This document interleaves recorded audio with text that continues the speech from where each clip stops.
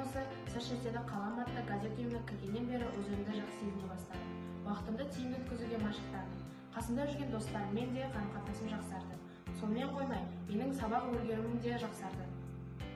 Мен СШС-де қалам редакциялық басында сурет салып бастағаннан бері шығармашылықты, сурет салу техникамды және де өзім эстетикалық талғамымды дамыттым. Бұл болашақта дизайнерлік деген сияқты мамандықтарға жол ашады.